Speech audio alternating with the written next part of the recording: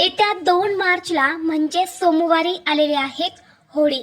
दरवर्षी फाल्गुन महिन्यातील हुताशनी पौर्णिमेला होळी हा सण साजरा केला जातो। या हुताशनी पौर्णिमेचा प्रारंभ 2 मार्चला सायंकाळी 5:57 होणार आहेत आणि समाप्ती 3 मार्चला सायंकाळी 5:07 होणार आहेत। आणि म्हणून यंदा होलिका दहन हे 2 मार्चला सायंकाळी केले जाणार आहे। 3 मार्चला यंदा धुलीवंदनच्या दिवशी वर्षातील पहिलेच चंद्रग्रहण आलेले आहेत। त्यामुळे या दिवशी धुलीवंदन न करता 4 मार्चला धुलीवंदन हे साजरे केले जाणार आहे।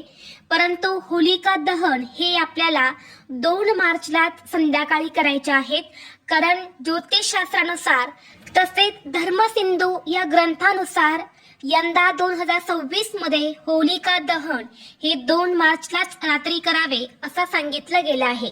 होळी दहनाचा शुभ मुहूर्त हा 2 तास असणार आहे। 2 मार्चला संध्याकाळी 6 वाजल्यापासून ते रात्री 8 वाजेपर्यंत होळीचे दहन करावे। होळी हा सण मराठी वर्षातील शेवटचा सण असल्यामुळे या सणाला विशेष महत्त्व दिले जाते। होळी हा सण हिंदू धर्मातील एक प्रमुख सण असून तो वाईटावर चांगल्याचे विजयाचे प्रतीक आहे।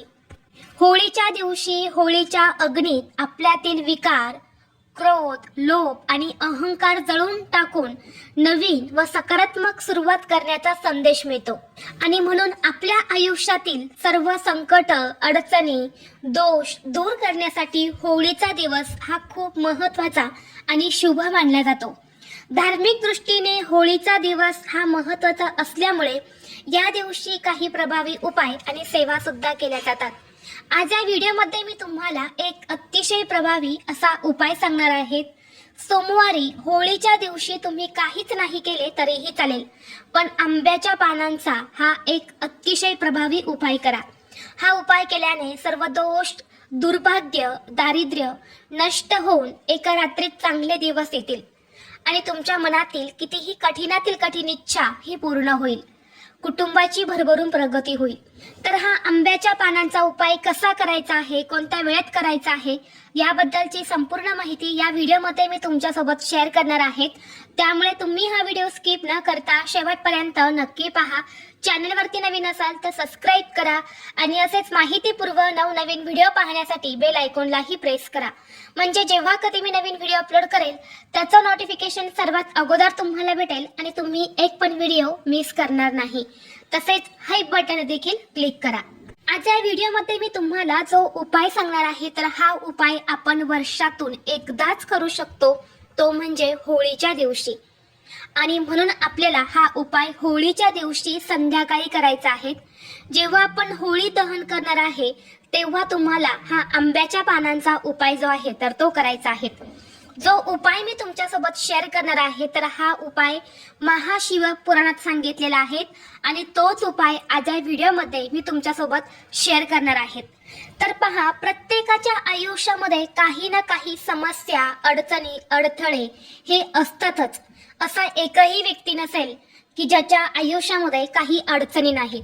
तुम्ही बघितलं असेल, बऱ्याच व्यक्तींकडे पैसे असतात परंतु सुख नसतं, किंवा काही व्यक्तींकडे पैसे नसतात, सुख असतं। म्हणजेच काही ना काही समस्या, अडचणी या असतातच आणि ह्याच समस्यांचं निवारण होण्यासाठी, ह्याच अडचणी संपून जाण्यासाठी होळीचा दिवस हा खूप शुभ मानला जातो। आणि ह्या अडचणी संपवण्यासाठी ही महत्त्वाची तिथी आहे आणि या तिथीवरती आपण जर हा आंब्याच्या पानांचा उपाय जर केला ना, 100% तुमच्या जीवनातील सर्व समस्या या कायमच्या नष्ट होतील। कारण आपल्या हिंदू धर्मात आंब्याच्या झाडाला अत्यंत पवित्र आणि शुभ मानले गेले आहे। आणि आंब्याचं झाड हे साधारण झाड नाही, तर हे झाड देवांचे घर मानले जाते। आणि म्हणून प्रत्येक मंगल कार्यामध्ये या झाडाच्या पानांचा, खोडाचा, मुळाचा उपयोग जो आहे तर तो केला जातो। ज्योतिषशास्त्रामध्ये असं सांगितलं गेलं आहे की आंब्याच्या झाडाला मंगळाचा कारक असे वर्णन केले गेले आहे। हा मेष राशीचा वृक्ष मानला जातो, त्यामुळे शुभ कार्यात त्याची पाने वापरणे खूप शुभ मानले जाते। आणि म्हणूनच आपल्याला या आंब्याच्या पानांचा हा जो उपाय आहे तर हा करायचा आहे। जर तुमच्या घरामध्ये काही दोष असतील, काही नकारात्मक ऊर्जा असेल, तुमच्या घराला कोणी बाहेरची नजर बाधा केलेली आहे किंवा तुमच्या घरातल्या एखाद्या व्यक्तीला कोणी करणी बाधा केलेली आहे किंवा तुमच्या घराला दोष असल्यामुळे घरामध्ये सतत वाद विवाद क्लेश भांडणे होत असतील, नवरा बायकोंचा पटत नसेल, मुला सतत हट्टीपणा करत असेल, घरामध्ये कोणताही शुभ कार्य हे निर्विघ्नपणे पार पडत नसेल, सतत दुर्भाग्य येत असेल किंवा घरातील गरिबी दरिद्रता ही संपायचं नाव घेत नसेल, तर हा उपाय तुम्ही होळीच्या मुहूर्तावरती नक्की करा. तसेच हा उपाय केल्याने तुम्हाला प्रत्येक कामात यश मिळून तुमच्या सर्व इच्छा मनोकामना या देखील पूर्ण होतील. तुमची सर्व अडलेली कामे हे मार्गी लागतील. तर आता होळीच्या दिवशी मी तुम्हाला आंब्याच्या पानांचे एक एक करून काही उपाय सांगणार आहेत, जे तुमच्या समस्येनुसार तुमच्या अडचणीनुसार तुम्हाला करायचे आहेत. सगळ्यात अगोदर तुम्हाला होळीच्या दिवशी सकाळी लवकर उठायचं आहे. जरी या पौर्णिमेचा प्रारंभ 2 मार्चला संध्याकाळी होत असला तरीही आपल्याला सकाळी लवकर उठायचं आहे, कारण या संपूर्ण दिवसाचं एक विशेष महत्त्व असतं. त्यामुळे सकाळी लवकर उठायचं, स्वच्छ स्नान करायचं आहे, आपल्या घराची स्वच्छता तुम्हाला करून घ्यायची आहे, मुख्य प्रवेशद्वारावरती रांगोळी काढायची आहे आणि यानंतर तुम्हाला आंब्याच्या पानांचं एक तोरण बनवायचं आहे. 11 किंवा 7 आंब्याच्या पानांचं तोरण बनवून तुम्हाला तुमच्या मुख्य प्रवेशद्वारावरती लावायचं आहे. आता या दिवशी अनेक आर्टिफिशियल तोरण मुख्य प्रवेशद्वारावरती लावले जातात, परंतु ते तोरण फक्त आपल्या घराला सुशोभित करत असतात, परंतु त्यातून कोणतीही सकारात्मकता जी आहे तर ती आपल्याला भेटत नाही. परंतु आंब्याच्या पानांचा तोरण जर आपल्या मुख्य प्रवेशद्वारावरती लावले तर घरात खूप जास्त प्रमाणामध्ये सकारात्मक ऊर्जा निर्माण होते आणि घरातील नकारात्मक ऊर्जा ही नष्ट होते.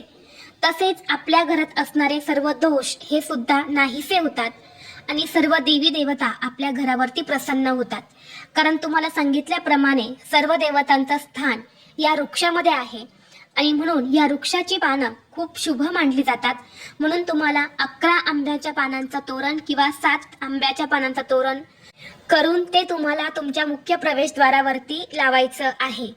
होळीच्या दिवशी खूप जास्त प्रमाणामध्ये तंत्र मंत्र क्रिया ज्या आहेत तर त्या केल्या जातात आणि ते तंत्र मंत्र क्रिया ज्या आहेत तर त्या आपल्या घरावर आपल्या कुटुंबावर होऊ नये म्हणून हे तोरण तुम्हाला मुख्य प्रवेशद्वारावरती लावायचं आहे. होळीच्या दिवशी जेवढी सकारात्मक ऊर्जा असते तेवढी नकारात्मक ऊर्जा सुद्धा असते, म्हणून तीच नकारात्मकता आपल्या घरात येऊ नये म्हणून असं तोरण प्रत्येकाने आपल्या मुख्य प्रवेशद्वारावर लावायचं आहे. आता हे तोरण किती दिवस ठेवायचं आहे? होळीच्या दिवशी, दुसऱ्या दिवशी चंद्रग्रहण आहे त्या दिवशी आणि तिसऱ्या दिवशी, चौथ्या दिवशी तुम्हाला काढून लगेच ते निर्माल्यामध्ये टाकायचं आहे.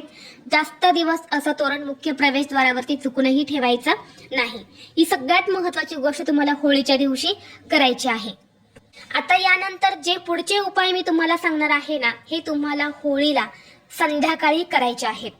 जर तुमच्या घरामध्ये एखादा व्यक्ती आजारी असेल, सतत त्या व्यक्तीला दवाखाना चालू असेल, गोळ्या औषधं चालू आहे, सतत ती व्यक्ती आजारी पडत आहे, दवाखाना चालू असूनही त्या व्यक्तीला जर बरं वाटत नसेल, त्या व्यक्तीचा आजार जर बरा होत नसेल, तर तो दूर होण्यासाठी तुम्हाला हा उपाय त्या व्यक्तीसाठी करायचा आहे.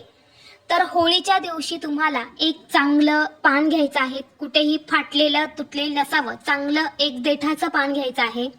त्या पानावर तुम्हाला 2 गुलाबाची फुलं ठेवायची आहेत, एक बत्तासा ठेवायचा आहे आणि आजारी व्यक्तीच्या डोक्यावरून ते पायापर्यंत तुम्हाला 31 वेळा अँटी क्लॉकवाईज फिरवून घ्यायचं आहे आणि ते तुम्हाला होळीच्या दहनाच्या अग्नीमध्ये टाकायचं आहे.